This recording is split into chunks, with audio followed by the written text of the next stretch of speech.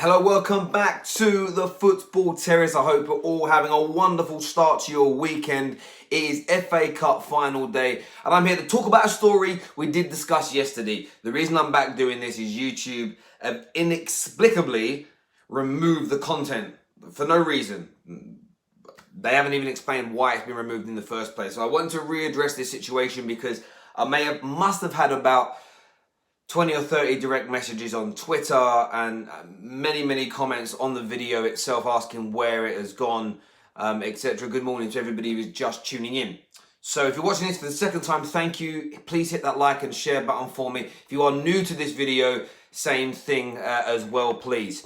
Now, we spoke about this yesterday, and it's an interesting deal. I'll move a little bit closer, actually, to the camera. It's an interesting deal that's brewing here surrounding De Ligt.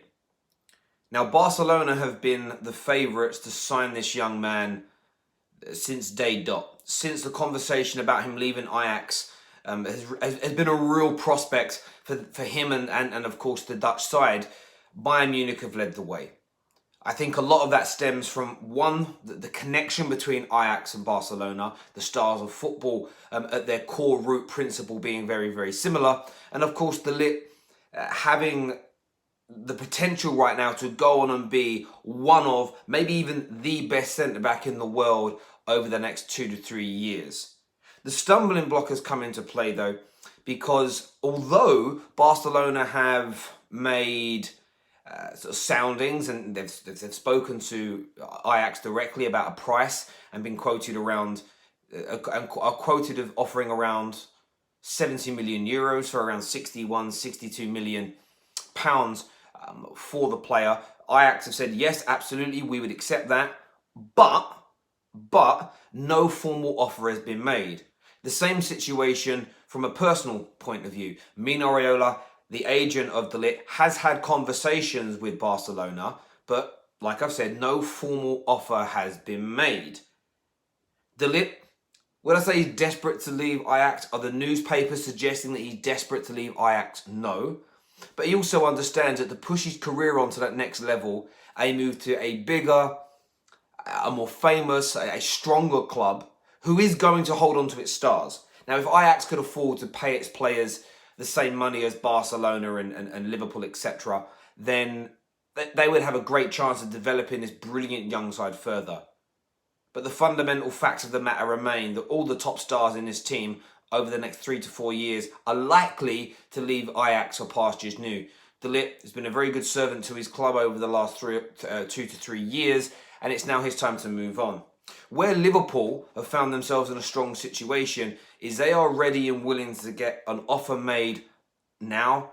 If they know the player wants to join, they will match, if maybe even beat, the offer made by Barcelona. They will make De Ligt one of the highest paid young sort of wonder kids in football. And equally, it's very head-turning for a player when a club truly makes an offer. You can have your heart set on moving to X club, Y club, Z club. But when another team formally comes in and makes an offer for you, it changes your mindset. We saw a couple of years ago, for example, with Thomas Lemar. Arsenal Football Club made all the promises in the world. We are going to pay the fee that Monaco wants. We'll pay you this salary. We want you. We're desperate for you. Blah, blah, blah, blah, blah. In the cold light of day, this never transpired. In the cold light of day, Arsenal never followed through with their promises. When they eventually did, literally at the last moment of the transfer window, Thomas Lemar said, no, I don't want to move now.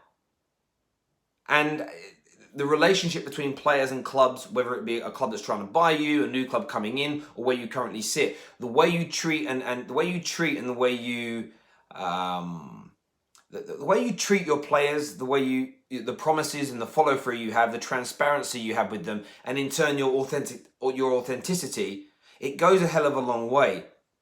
Reports coming through Europe are now suggesting that Liverpool Football Club are leading the race to sign De Ligt. Now let's look at this for a moment as if it's true. Before we do that, do me a massive favour, everybody tuning in, please hit that like button and hit that share button for us as well.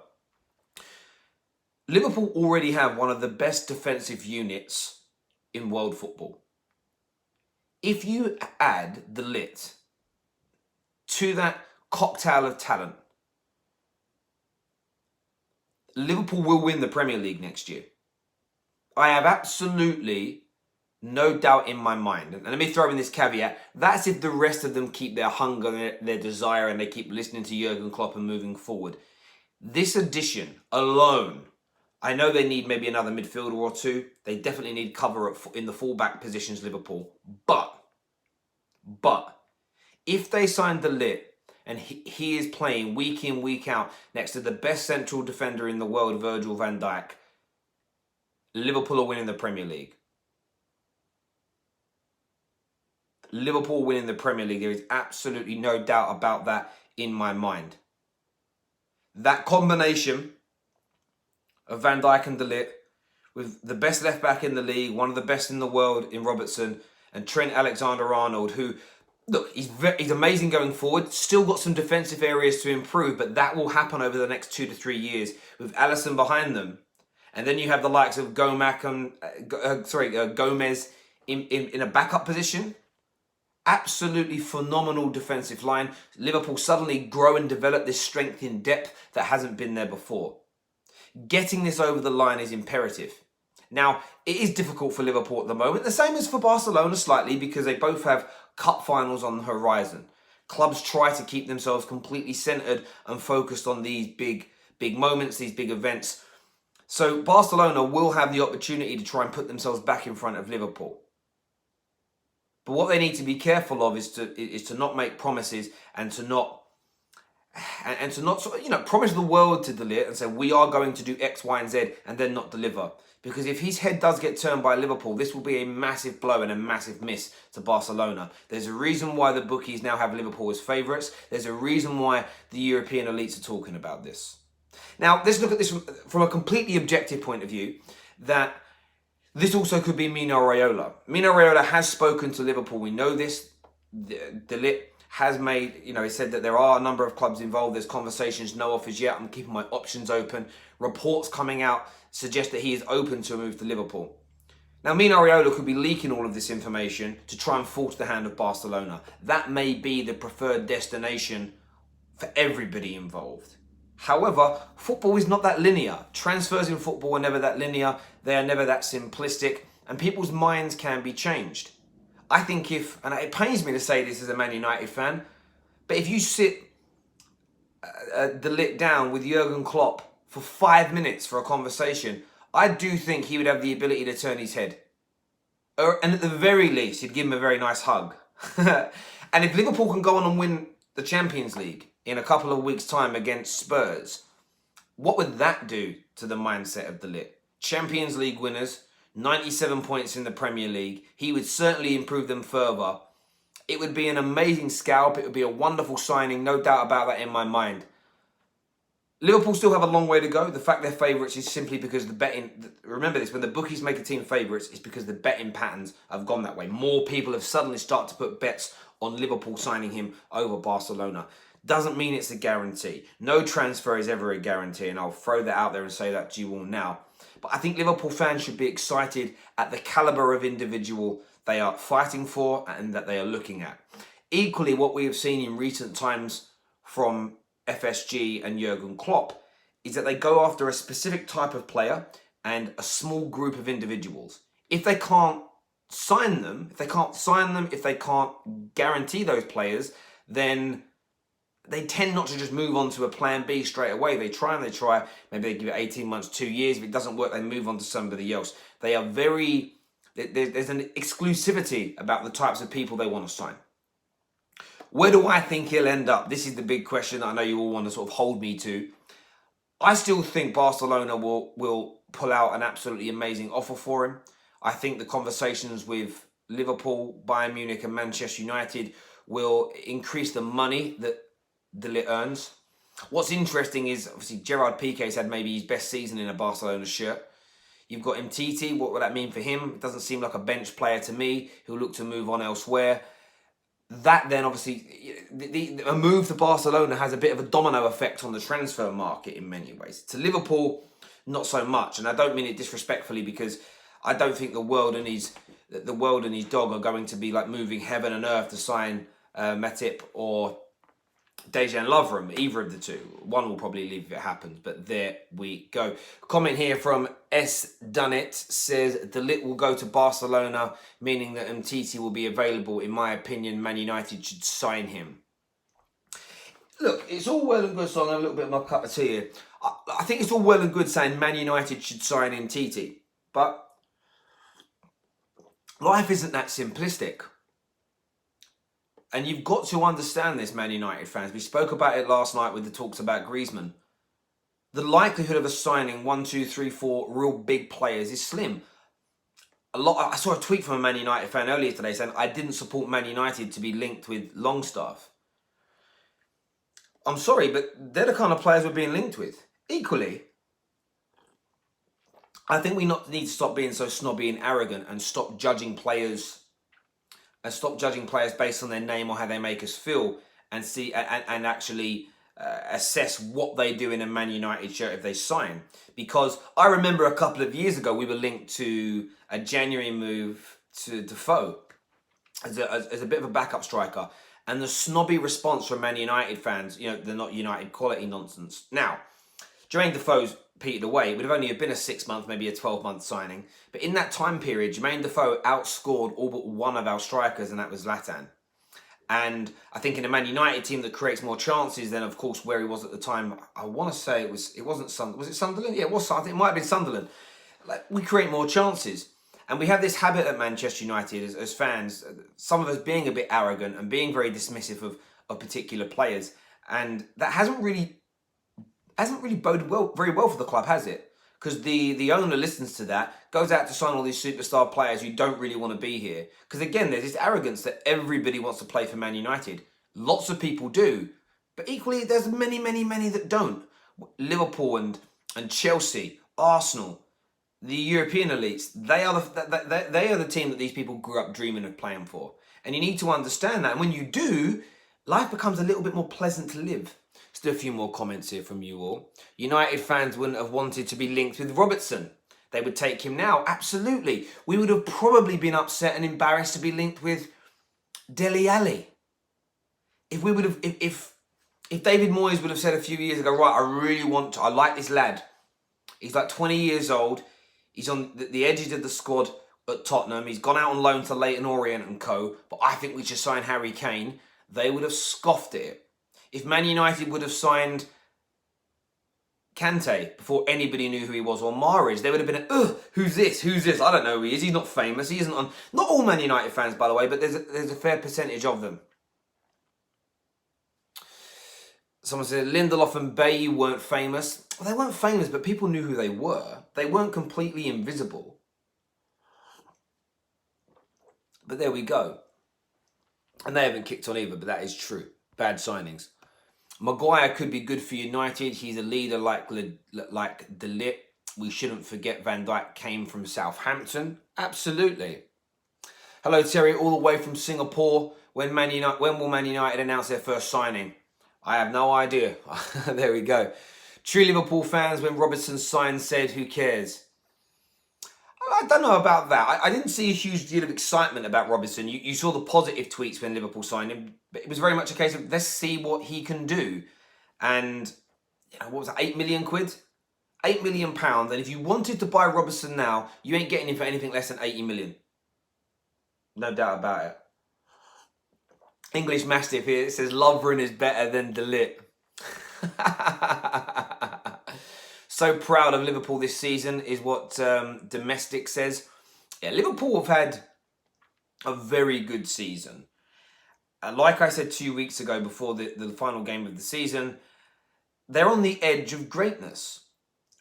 My definition of great managers, my definition of great teams is they retain league titles and within that same cluster, that same group, win a European Cup. And the reason I say, and I'm talking the Champions League, and the reason that I make it quite exclusive for me to consider a team great. And although I've had City fans attacking me saying, we could do a domestic treble today, great, domestic treble is brilliant, but I don't put it into that realm of greatness. And by the way, this definition of mine I've had for 6 or 7 years. I formulated it in my own mind. and set my standards. Nothing to do with ever before Pep was Manchester City manager. And someone actually said, well, no one's ever done the domestic treble, thus it's harder than the real treble. And I thought to myself, yeah, it doesn't quite stack up, that, does it? Because so many of the big teams, and even some of the medium-sized teams in the League Cup, rotate and rest their squads through the League Cup. You don't really see people doing that in the knockout stage of the Champions League, do you? So it's an absolute no-brainer. But look, Liverpool have done excellent. If they win the Champions League, it becomes a brilliant season for them. If they fall short, I think Liverpool fans will still be proud. But then they go again, they buy the right players in the summer, and they look to be even better next year. This is from Oscar Egg, who says, I'd love for Liverpool to sign De Ligt, but Jurgen has already said that he wouldn't spend big. Listen, Oscar, don't ever... any manager that says that, don't take them seriously. Sometimes it's true, of course, but often what they're doing is they're tempering the market. So if Liverpool say we're not going to spend big, we're not going to delve into the market, we don't really need much, when they do go after a player they want, they've set the precedent that it's not overly important to them. It helps during transfer negotiations. If you come out and say, we've got to spend big this year, we've got major holes in the squad, we're desperate for players, everyone's going to add 5%, 7%, 8% onto the valuation of their players because they have you over a barrel. Simple and as straightforward as that. DJ says, it all depends on what the definition of spending big is. Absolutely. Absolutely. That's a very great point. Liquid says 97 points is not choking. I haven't said they choked.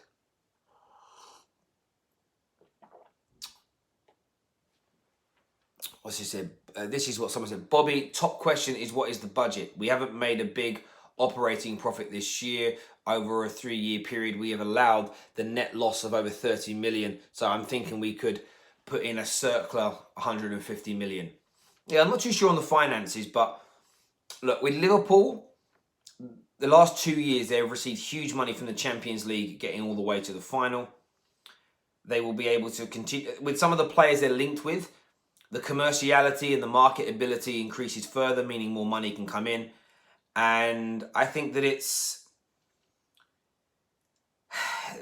they can turn around to the board and they can turn around to the money men, i.e. the football guys at the club, and say, look how close we are. If we do spend another 150, 160 million, keep this squad together, they have a great opportunity to go on and then win the titles that they so desire.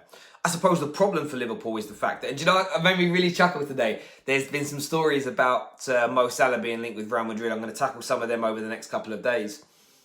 And I was thinking about that foolish caller that phoned up to basically play down how good Mo Salah is. And his reasoning for saying that Sadio Mane was much better, and Sadio Mane is brilliant, by the way, was because you don't see Mo Salah linked with any big clubs. Today, he's linked with Real Madrid.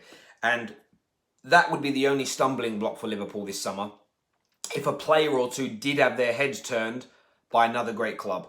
So if Sadio Mane is convinced and leaves and goes to Barcelona, if Mo Salah was to go to Real Madrid, these things could happen. Nothing's impossible in the transfer market. That would be a huge dent. Although they would receive mega money, you can't keep losing your best players and replacing them and it continuing to work. Football tends not to work in that way. This is from Clayton. He says they had no excuse this year. How are they going to justify another 150 million from the board? Who, Liverpool? They're going to justify it by saying it's going to put us even closer to winning Premier League titles and Champions Leagues. Not only that, it'll give us the ability to maintain ourselves at this level. Strength in depth is important. In fact, they have the ability to win multiple titles. You've seen with Liverpool, when they rotated for the FA Cup against Wolves, you take 3 or 4 of their star players out, and they are a little bit light. So they need to bolster the squad. They truly do. And someone says, yeah, Liverpool closed the gap from last year. Absolutely, they did. This is from Nemo. He says, I'm sorry, when you're the dominant team up until February and you're 7 points ahead, you go on to lose, you've choked. It doesn't matter how many points you win. That's a debate between you all. You guys can have that. I think that all teams have a rough patch in a season. Liverpool's lead only happened because City had their rough patch.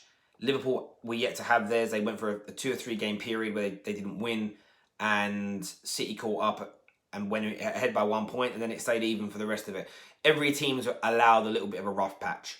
Even like, you think about the Invincibles, they went through a lot of periods where they were barely winning games, they were drawing a lot, etc. They went through games where they didn't play well, etc. Just nobody else capitalised on it. And I think that Liverpool choking, being that far ahead halfway through the season, it doesn't quite count as choking for me, because if they were 7 points clear with 5 games to go and they lost it, then I would definitely say that. Question, how much will they make for reaching the final and ending the season second? Well, I think it's about 60 to 70 million pounds they get for reaching the final of the Champions League. It's huge, huge money. Going a full season, only losing once is not choking. Yeah, I'm agreeing with you here. This is me agreeing. Someone asked me what I'm drinking tea. That's all. A little bit of tea early on Saturday. Then I'm going gym. And then I've got to go to a kids' party. There we go. Listen, everybody who's tuned in, thank you very, very much. I know we spoke about this story yesterday, but yeah, I know why the video has been removed by YouTube. Take care of yourselves. God bless, and I'll see you all again soon. By the way, if you're not a subscriber, please hit the subscribe button. Hit the bell notification button, please. That's the only way you get told when we're about to go live, when we've uploaded new videos, etc. Video this afternoon coming up from Adam Childs, so I'm looking forward to that coming out, talking about Wilfried Zaha and Arsenal. Take care. God bless. See you all soon. Bye-bye.